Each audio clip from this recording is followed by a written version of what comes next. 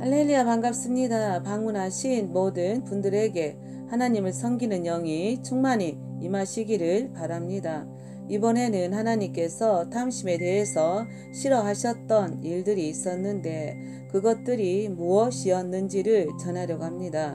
10계명 중에 제1계명이 나 외에 다른 신을 섬기지 말라고 하셨는데 우리나라에는 옛부터 절마다 부처상을 세워놓고 복을 빌고 있습니다.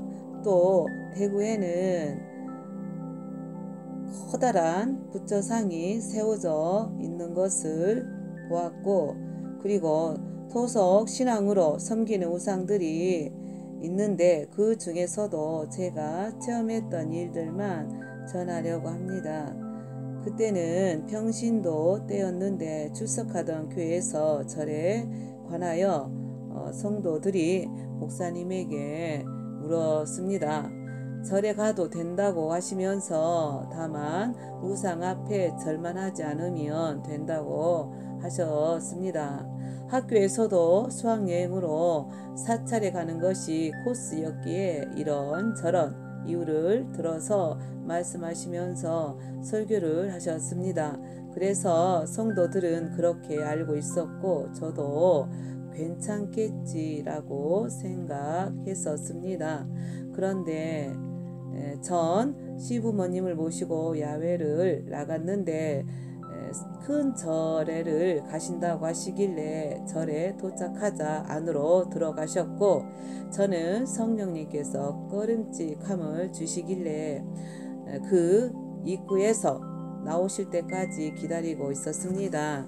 한참을 기다리고 있던 중에 절 입구에 왼쪽에 자판이 있어서 기념품들을 보다가 순간 작게 만든 동자 인형이 눈에 들어왔고 저는 나도 모르게 그 동자성 인형을 보고는 웃으면서 귀엽고 예쁘다라고 정말 생각만 살짝, 그것도 순간적으로 딱 한 번 그 생각을 했었습니다. 입 밖으로 내뱉은 것도 아니었는데 그것이 죄가 될 줄은 꿈에도 몰랐고 성경을 읽었어도 몰랐었습니다. 저는 그날은 절에도 안 들어갔었고 기념품도 사지도 않았었기에 죄의식도 없었고 그렇게 까맣게 잊고 있었습니다. 그런데 어느 날 갑자기 새벽에 꿈을 통해 보여주신 내용은 제가 의에 오신 무명의 흰 치마 저고리를 입고 있는 내 모습이 보였고 글쎄 절 안에 서 있는 것입니다.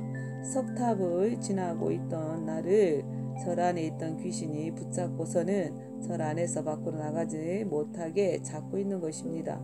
저는 밖으로 탈출하려고 안간힘을 쓰다가 눈을 떴는데 눈을 뜨자마자 하나님께서 진노하시는 음성이 벼락치듯이 들려왔었습니다. 탐심이 우상 숭배이니라 라고 말씀을 하시는데 폭풍 같은 눈물과 함께 그 말씀의 뜻이 무슨 뜻인지 이미 제 영은 깨달아졌습니다.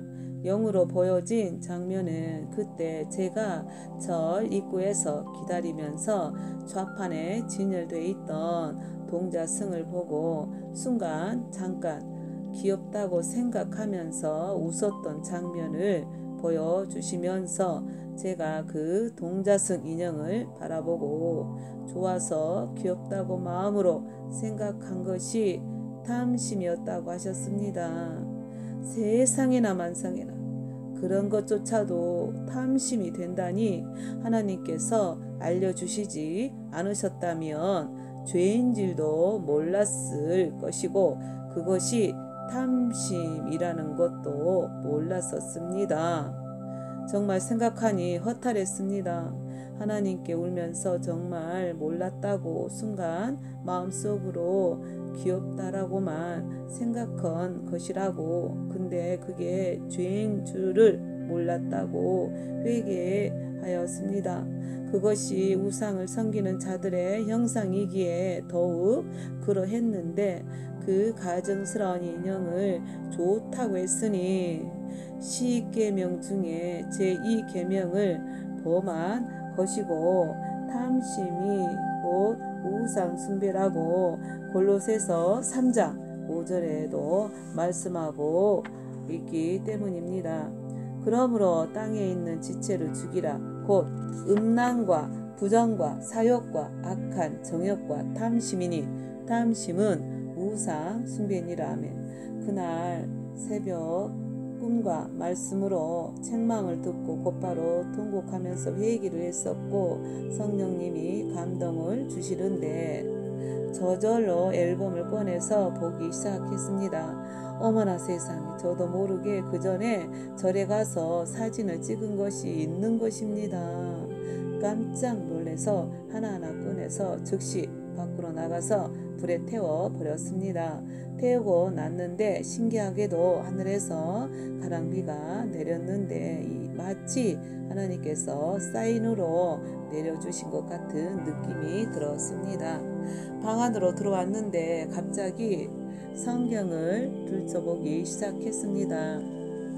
개역 성경인 컬러 만나 성경은 페이지 하단에 실제 사진을 첨부해서 해설과 함께 나온 책이었는데 성경에 기록된 우상들까지 사진으로 실어서 있었습니다.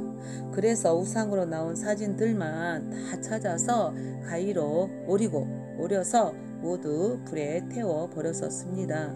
하나님께서 싫어하신 나는 영감이 왔기 때문이었고 신명기 4장 16절로 19절에도 말씀하고 있는데도 생활하지 못하고 있는 부분이기 때문이었습니다. 읽겠습니다. 두렵건대 스스로 부패하여 자기를 위하여 아무 형상대로든지 우상을 새겨 만들되 남자의 형상이라든지 여자의 형상이라든지 땅 위에 있는 아무 짐승의 형상이라든지 하늘에 나는 아무 새의 형상이라든지 땅 위에 기는 아무 곤충의 형상이라든지 땅 아래 물속에 있는 아무 어족의 형상이라든지 만들까 하노라. 또 두렵건대 내가 하늘을 향하여 눈을 들어 1월 성신 하늘 위에 군중 곧 너희 하나님 여호와께서 천하 만민을 위하여 분정하신 것을 보고 미혹하여 그것에 경배하며 섬길까 하노라. 아멘.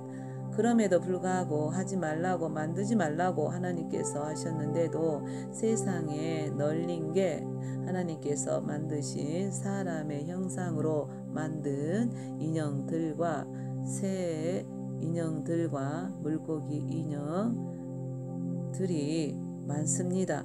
그리고 해, 달, 별의 형상을 본따서 만든 인형들이 천지사방에 널려 있고 그 형상들을 만든 인형들이 없는 곳이 없고 예수 믿는 가정들에도 장식이 되어 있고 얘들 장난감으로 또한 선물로 가득 차 있는 것을 알고 있을 것입니다. 하나님의 말씀을 모르는 세상 사람들이야 그렇다 쳐도 예수 믿고 성경 말씀을 안다는 성도들까지 꺼리낌 없이 얘들에게 사다 주고 장식해 둡니다. 세상이 바뀌고 시대가 바뀌었으니 괜찮겠지라는 아니란 생각 때문에 제대로 말씀을 인식하지 못하고 있기 때문입니다.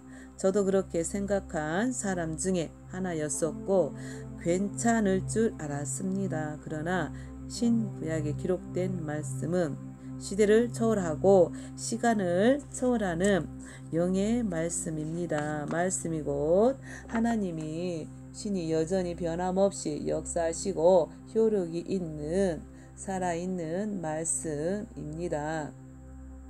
그리고 우상으로 섬기고 있는 온갖 우상의 형상들을 가증히 여기셔야 합니다. 그런 가증한 것들은 집안에 들이시면 안 됩니다. 성령이 조명하심 따라 기록된 말씀으로 거듭나시는 은혜가 임하시기를 예수님의 이름으로 축원합니다. 함께 해주셔서 감사합니다.